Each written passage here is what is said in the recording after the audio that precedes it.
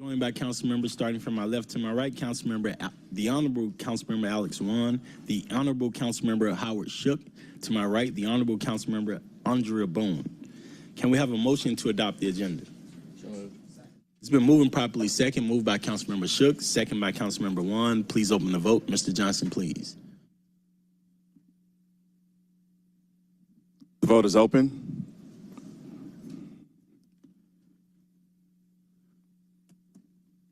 The vote is closed. 4 yeas, 0 nays. The agenda has been adopted. Can we have a motion so moved to approve the minutes? Is there a second? It's been moved and properly second, moved by myself, second by Councilmember Wan. Please open the vote, Mr. Johnson. The vote is open. The vote is closed. 4 yeas, 0 nays. The minutes have been approved. And one of my favorite parts of the meeting, we only get to do this one time a year. We get to elect we get to nominate the vice chair of the committee. This year, just like last year, I get to lean on the most senior council member we have right here, and I would like to nominate Councilmember Howard Shook. He didn't get a choice. Moving properly second. Please open the vote, Mr. Johnson. The vote is open. The vote is closed. 4 yeas, 0 nays. Councilmember Shook has been elected to the vice chair of the City Utilities Committee. Anything from you, Mr. Shook? My goal is that he never has to chair a meeting this year. So we have 2 people signed up for public comment, making sure we didn't miss anybody out. We have 3 people signed up for public comment, but 2 on the list.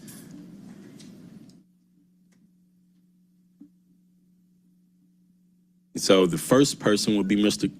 Costco Jones. Mr. Jones.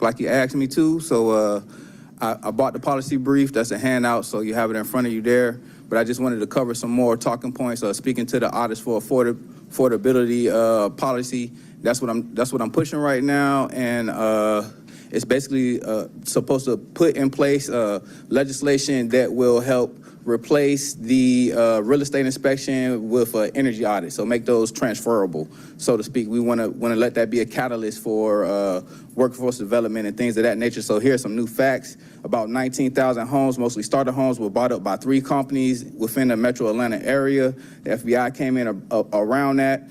About 1/3 of Americans 18 to 34 live at home with their parents now. The last time the numbers were this high was during the last 2 great recessions, the one in 29 and the one in 2007 and 09. Prices of homes are not going to get cheaper. The FHA minimums was raised on homes. With the people living, with the 1/3 of Americans from 18 to 34 living in homes, that's also going to affect their energy bills as well. So that's going to be exacerbated. Let's see here. 15,000 homes were sold in Metro Atlanta in 2024. So if you're looking at around $850 a energy audit, that's about $11 million of a market that people could have been participating in more of a free way. Now, I understand that GFA is rolling out a program, but you have to be on a list in order to participate in that program on the pilot level. So if we were to put this legislation in place, we could push back on GFA right now and say, hey, we love the program and what's going on. However, we would like to have people that are from our MPUs and that have gone through our workforce development programs to be able to participate in said pilot program that's going through with GFA as well. And we want people to be able to, because I understand the Weatherized program is rolling back out as well. So we're in an opportunity right now where if we get this in place, we'll be able to stack federal, state, and city funds for people to go ahead and invest in their homes and participate in tax credits and things of that nature. $165 million for was put into the state from the Solar for All funds. Energy audits are prerequisites to installing solar if you're going by best practices. So the market is primed for this legislation to be put through right now. Let's see. And then if you look at the companies that are offering energy audit jobs, they're not really paying livable wages. They're not starting out people at wages whereas they could still qualify for let's say like the programs for down payment assistance when getting hired for these jobs. So they're not really paying those things. So let's get this passed.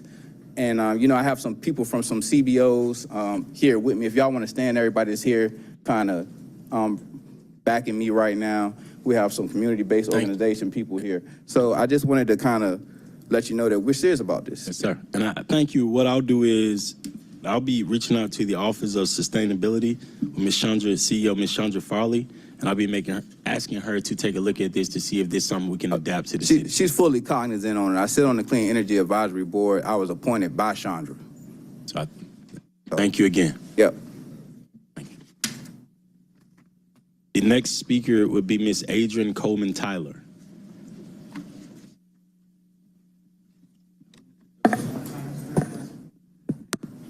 And her time is done. Well, you have to sign the list, but you will be allowed. You will be allowed. He's donating his time to me. Mr. Johnson, want to make sure there's a list that 3 people signed, and he did sign, correct? Yeah. So 6 minutes. Perfect. So please donate time.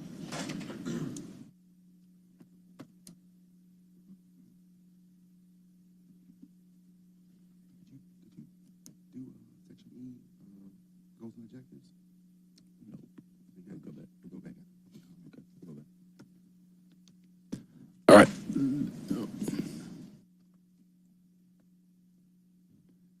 Ms. Coleman Tyler, you will have 6 minutes. Thank you. First of all, thank you, Mr. Chair, and congratulations, Councilman Shook, for your reappointment as Vice Chair. This issue, you and Councilman Wan will uniquely be aware that the issue of public access television goes back a long time, over a decade. And so let's talk about the Dickens administration. Since 2022, when the Dickens administration and this council took office, there has been an effort to destabilize and ultimately shut down Atlanta Public Access. It began in 2022. The Bottoms administration took 2 years, did an RFP, brought in a consultant, presented to City Council, got approval for a 6-point plan, and immediately in March of 2022, the Dickens administration shut that down when they were well underway of transforming Atlanta Public Access. 2023, the mayor's office shut down People TV. Council had approved a 3-year contract with People TV. The mayor's office shut People TV down with 1 year of that. And then in June of 2023, they shut the channel down with no notice to council, to the public, and that channel has been in black for over 18 months. Here we are, July of 2024, they appoint this mysterious blue ribbon panel. Didn't announce it, the mayor didn't come out and show his support. He didn't announce his blue ribbon panel, but okay. They put the panel in place and said that in December 2024, they were going to issue recommendations to the mayor. They promised to put the channel back online. You had a work session, you hosted a work session. They promised to put the channel back online. They promised to do that January the 6th. Is the channel online? There was no notice sent out. The mayor's office of communications didn't send out any notice, didn't post it on Twitter, social media, anywhere, to constituents, to the MPUs on how to submit content. Have you seen the website for Atlanta Channel 24? It's a joke. It's an absolute joke. It is not usable for public access. It's a joke. It would not pass Web Development 101 in any local high school. and it certainly isn't usable for public access. In fact, it presents a liability to the city, because if you know public access, one of the key things that citizens have to do is indemnify the city and the operator that what content you submit, that you will be held harmless. You won't be violated. So right now you have a website with no legal standing. It doesn't ask people to indemnify the city. So if there's copyright claims, if there's libel, the city is right now, if I submit content like that, the city of Atlanta could be sued. It's basic stuff. So here we are. So I'm here today to ask you, what is the status? Supposedly, in the latest in his presentation to APAB in November, it was said that a makerspace is going to be open this weekend. There's going to be a grand opening this weekend. Is there? Did they build out a space over by Georgia Tech? What's the status? The real slap in the face, another slap in the face, came when in December, someone reached out to me and said, check Atlanta Open Checkbook. And then we find out that the lead advisor for the Public Access Project has made $50,000. In November, he was paid $25,000. Now, the monthly operation budget for People TV was $15,000 a month. But one person is being paid $25,000 to lead an advisory board for the city of Atlanta.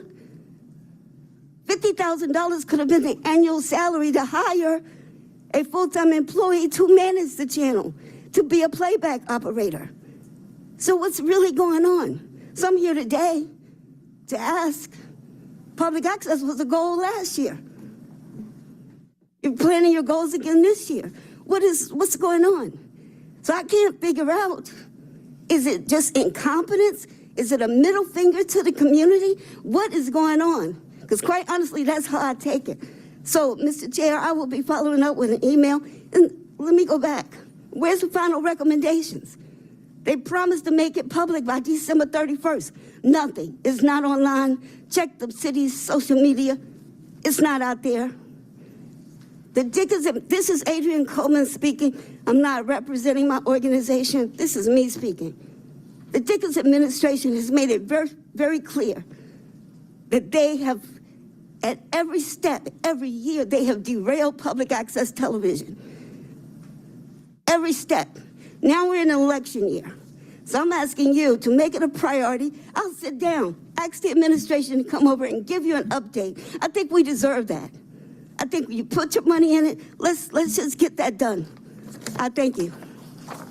Ms. Coleman, thank you again for your comments. I will let you know that the top goal this year, we will be getting to it, is public access television. I think that Mr. Jabari Samama, who the mayor's office selected to lead this, is the foremost expert on it, being the person who created public access TV in the later 80s. Mr. Johnson, we talked yesterday, and we reached out to try to set up the first meeting before this. We've already reached out to the office, or we're about to start the conversation to set up the first meeting. We're looking at February? Yes, Or Mr. March? Chair. So we're looking at February being the first informational in which they're going to come out, but I'll actually try to get some stuff over before then. Thank you again.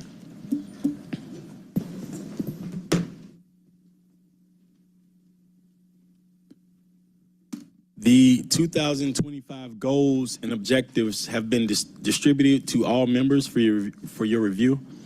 Please send any recommendations for 2025 goals and objectives to myself and Mr. Johnson by Friday, January 24th. We should be prepared to review and adopt them no later than the second CUC meeting in February. Mr. Johnson, can we go into our consent agenda? Yes, Mr. Chair. This takes us to Section H, ordinance for first reading, item number 125-1029, An ordinance by City Utilities Committee authorizing the mayor or his designee to execute the Second Amendment in connection with supplies agreement listed herein, OEM and aftermarket repair parts and services with passenger vehicles, light, medium, heavy-duty trucks, vans, and SUVs on behalf of the Department of Public Works, Office of Fleet Services to revive, ratify, and extend the agreement on a month-to-month basis, retroactively effective November 25th, 2024, for a period up to 9 months and for other purposes.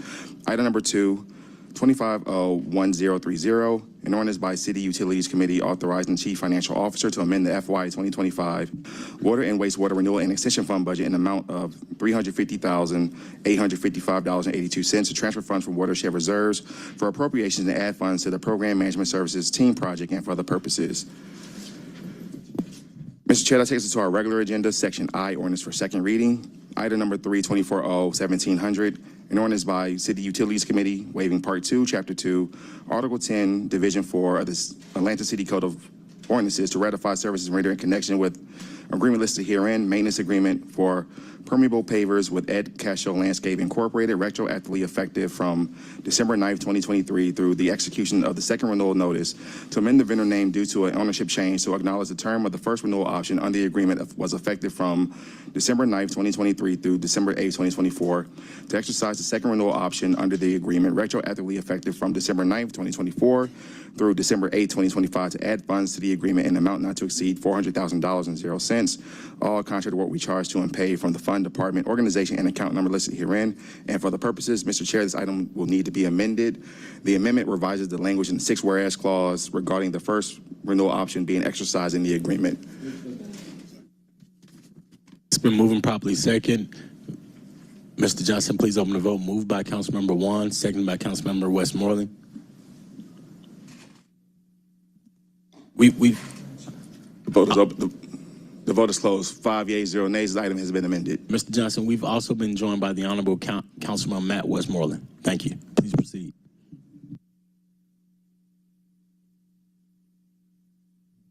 Do we have any questions from the department? Do we have anyone from the department to represent?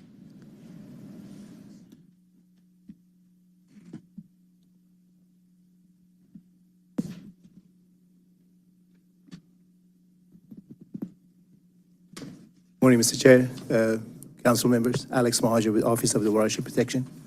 One sec. So if I read this correctly, this contract actually expired in December of 23, and it's now January 25, and we're doing the retroactive corrections to it to fill that time gap. What happened? Yes, sir. Yes, sir. This is the final year for the renewal, and we need this time to re-advertise the contract for the new vendors. So how do we go 15 months without realizing we were operating under an expired contract? 13 months, sorry. I can get more information, sir. Yeah. All right, Mr. Chair, I'm going to make a motion to approve on condition, as amended on condition. I think it is important for us to track what happened and how it's going to not happen again. So I'll make that motion.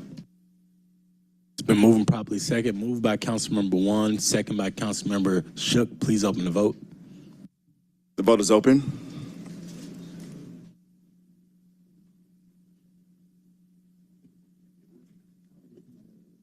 The vote is closed. 5 yeas, 0 nays. This item is favorable as amended on condition.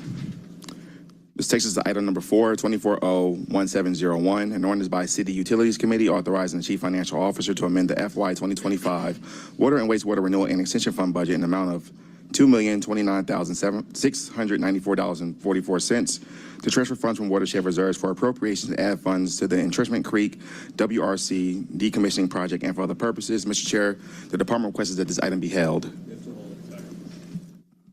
It's been moving properly second. Moved by Councilmember Juan, second by Councilmember Westmoreland. Please open the vote. The vote is open. The vote is closed. 5 yeas, 0 nays. This item is held in committee. Mr. Chair, if there is no objection from the committee, the department requests to take 5, 10, and 12 together as a block. Thank you. Please do.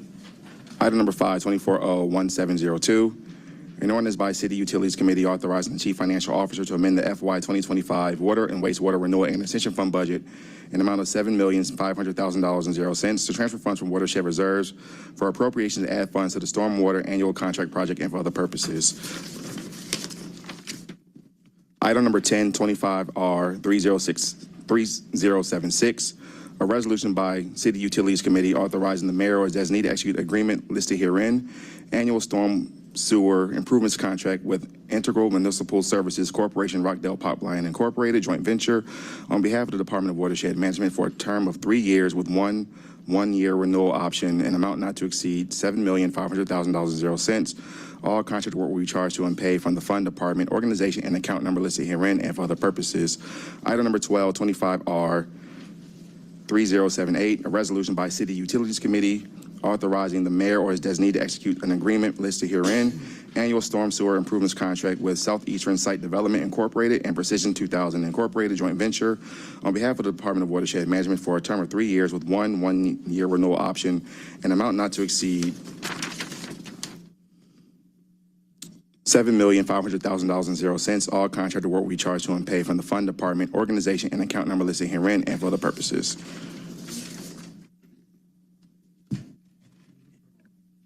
It's been moving properly second, moved by Councilmember One, second by Councilmember Westmoreland. Please open the vote.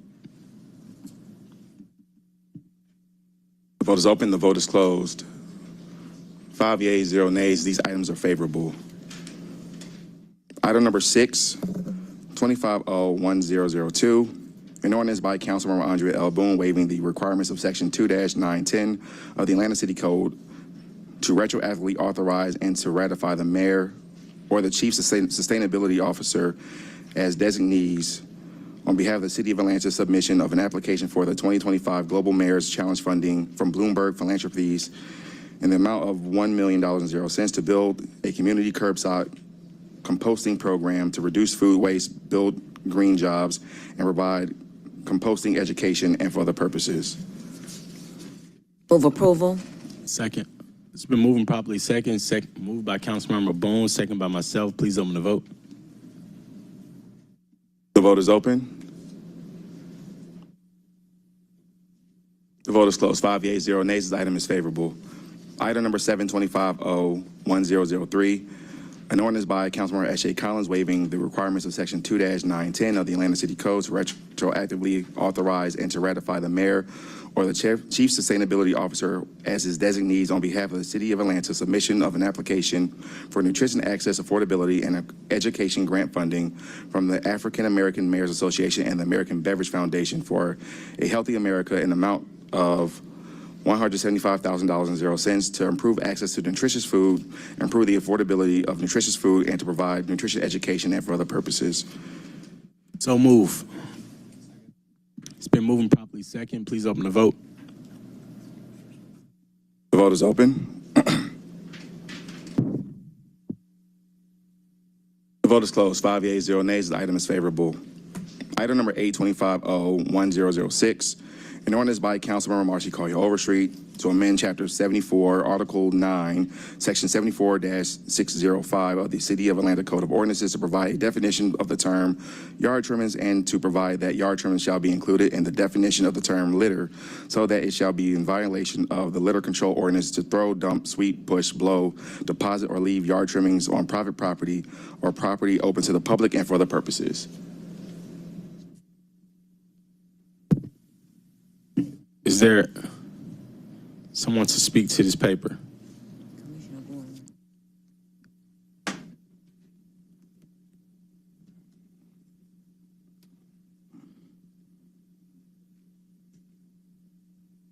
Morning to the committee, Commissioner Garment for the Department of Public Works. We have reviewed this, and there is no conflict with the current code under 130 for the Department of Public Works.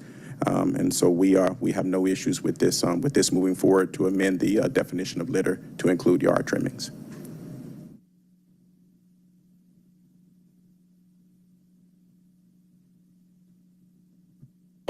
Mr. Wong, Councilman Wong. Thank you. This may be more of a question for law, which I understand helped prepare this. So I'm trying to understand here. expanding the definition of litter, citations would go to the individual or parties that were conducting the activity, right? And so you'd have to see someone actually dumping yard trimmings or help me walk me through that. I'm just curious as to the enforcement piece of this, how that would actually work. And so law would have to give some specificity of detail. I will share with you that the current code, section 74, falls upon the APD housing and would be code enforcement. But for what our suite team does to date, we have particular ordinance written specific to yard trimmings and the enforcement thereof of DPW. Therefore, the department, again, has no concerns with the broadening of the definition to include yard trimmings, which there is a current definition for. Can log add any context to this? Again, that's where my just concern lies with this at this point. Roger Bandar, Law Department. Mr. Wan, I'm going to have to find out who worked on this in the Law Department, let you know, and get back to you on that one. I did not work on this one personally.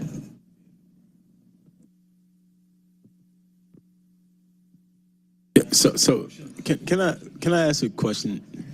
What's this do exactly? Because what I see is it to have, could people potentially be fined or go to jail around yard trimmings? So to my understanding, and reading through this, it's broadening the definition of litter. And so whatever ordinance whereas litter is prohibited, adding yard trimmings to that definition, a person would be subject to if they are inappropriately disposing of litter. If yard trimmings is included in that definition, then it would be included to be for whatever prosecution of sorts that would come with that. I will say that today, the litter definition does include, I believe it includes grass, and it does include weeds, which can be a part of yard trimmings, but it is including yard trimming specifically in that definition and therefore broadening it. Councilmember Wan, please. Again, when y'all look at this, I mean, I guess I'm just anxious about, so if I've mowed my lawn and all of a sudden I'm kind of just, I'm blowing, trying to clean it up, and I blow some onto my neighbor's property, they could have me cited for littering. Is that how am I reading this correctly?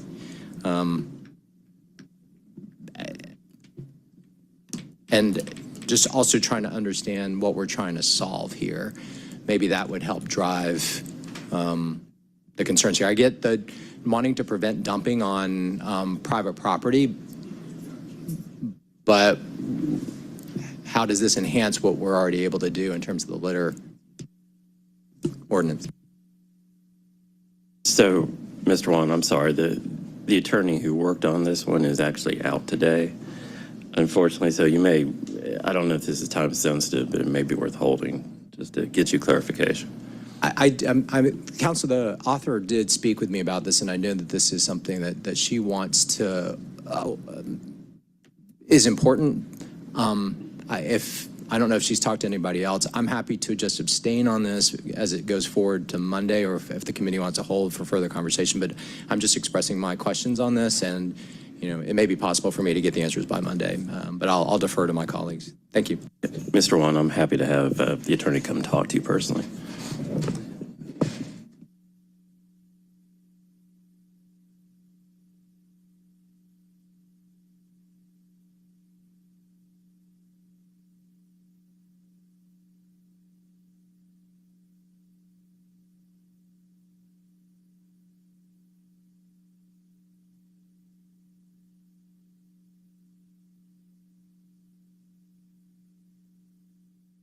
Mr. Chair, can you repeat the mover and the seconder? What's the motion?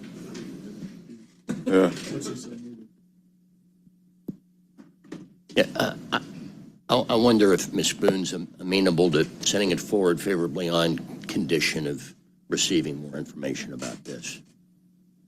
Otherwise, I'll just abstain as well. Yes. And I'll second. So mover, Councilmember Boone, seconder, Councilmember Lewis. On condition. On condition. Please open the vote. Thank you, Commissioner Garmin. Thank you. The vote is open. The vote is closed. 4 yeas, 1 abstention. This item is favorable on condition. Thank you. Mr. Chair, the Department of Watershed Management requests us to reconsider item number 3 to hold the paper. Moving properly second, moved by Councilmember. Mr. Chair, disregard. Disregard. Motion withdrawn. Motion withdrawal accepted. This takes us to Section J, resolutions. Item number 9, 25R 3008, a resolution by Councilmember Matt Westmoreland to amend 24R 4311 for the purpose of amending the membership of the Infrastructure Sustainability Task Force to replace Mr. Eric Tannenblatt with Mr. Jim Dora as a representative of the Buckhead Coalition and for other purposes. Mr. Chair, this item will need to be amended. The amendment adds Councilmember Mary Norwood as the co-sponsor. Second. It's been moving properly second, moved by Councilmember Westmoreland, second by Councilmember Juan. Please open the vote. The vote is open. The vote is closed. 5 yeas, 0 nays. This item has been amended.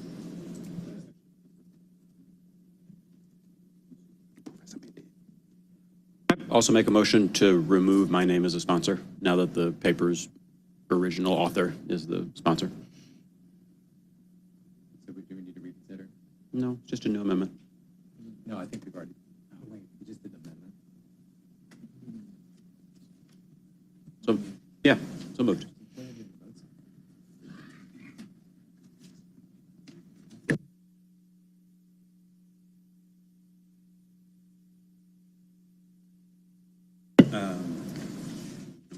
Need a second? I'll second. Motion to amend by Councilmember Westmoreland, second by Councilmember Shook. Please open the vote. Vote is open.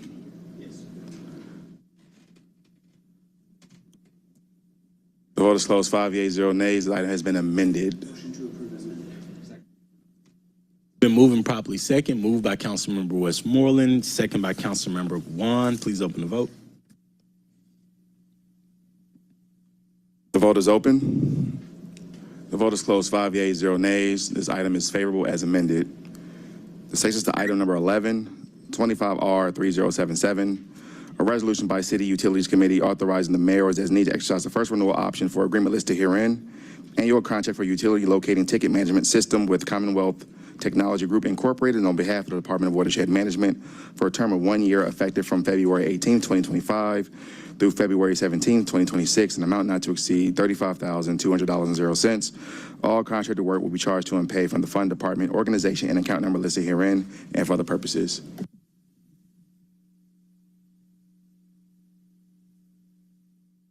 So move. Second. It's been moving properly second. Please open the vote.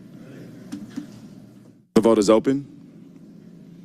The vote is closed. 5 yeas, 0 nays. This item is favorable. Mr. Chair, that concludes our legislative items for this morning.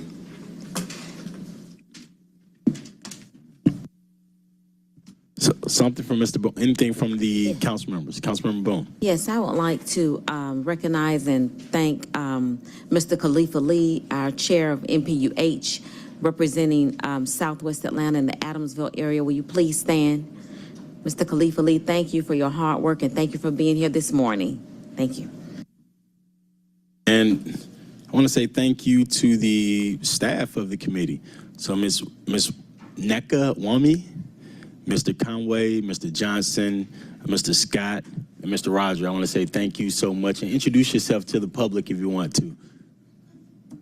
Okay, so if not, it's okay. So we got a few commissioners in. I learned something yesterday. I want to truly say thank you to the Department of Public Works and Department of Watershed Management. I ask you to stand up if you can while we're here. And Mr. Garmin, come on up. Bring your team on up and introduce yourselves. Give you a round of applause for all the work you've done over this time period. So Commissioner Garmin, come on up. Bring your team up. We want to hear everybody. Come on up.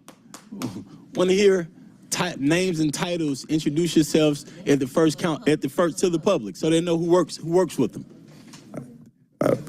Tremendous thanks, Chairman Lewis, Kentura Garment, for Commissioner for the Department of Public Works. I want to extend my thanks specifically to this committee. We just went through a major storm recovery, and we did hear from members of this committee as to the well-being of those who were working from Fleet Services and Special Operations. We do have the Fleet Services team here and members of our Special Operations team. They showed up and showed out as DPW continuously does. But again, I want to extend my thanks to this committee for recognizing and reaching out and sharing their concern for the general well-being of those who were out on Friday, Saturday, and Sunday, helping this city through the major storm recovery. So thank you. I'll bring up D.C. Robertson, D.C. Greenlee, and D.C. Davis, if you all would step forward. These are the deputy commissioners for the Department of Public Works. Okay. Also have several of our directors from Fleet Services, Director Fitzgerald, if you could step forward. Director Janice, who's also in Fleet Services. And we have... You can let them say their name if they want to, too. Please. So, we can hear some voices. I know we have a new Councilmember Ishay Collins, who is watching us very closely today. She had a previous appointment before this, but I know she can hear some names today. Absolutely. So what I'll do is that I'll let the deputy commissioners just introduce themselves, and then we'll go to the directors, please. Deputy Commissioner Keith Robinson over curbside collection, legislation, emergency preparedness, and some other stuff. So. Good morning, committee. Deputy Commissioner Kanika Greenlee. Good morning, Melissa Davis, Deputy Commissioner. Good morning, Tim Fitzgerald, Fleet Director. Good morning. My name is Janice Reyes Nakaja. I am a Deputy Program Manager Officer at the Office of Fleet Services. Good morning. My name is Mike Mason, Deputy PMO, Fleet Operations. Thank you. Hey, thank you. And I don't know if our watershed folks are still here. If we have anybody from the watershed department here. Oh, we get our watershed folks. I want to say thank you to our Department of Watershed Management, and if we can get come on up and introduce yourselves to the public. Again, tremendous thanks to this committee. Thank you all so much. Thank you all so much for doing a great job, especially in Southwest Atlanta. Wonderful, wonderful work. Kudos to Public Works. Thank you. Thank you. Thank you. Good morning, Alex Mahajer, Office of the Watershed Protection. Jonathan Williams, Deputy Commissioner, Office of Finance, Department of Watershed. Thank you. And thank you again. Happy New Year. Anything from the dais? Meeting adjourned.